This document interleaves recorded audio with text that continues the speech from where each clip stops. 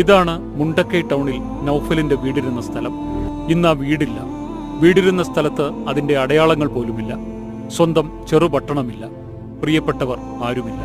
ദുരിതം പെയ്തിറങ്ങിയ രാത്രിയിൽ കളത്തിങ്കൽ വീട്ടിൽ നൗഫലിന് പ്രിയപ്പെട്ട എല്ലാവരും ഉണ്ടായിരുന്നു.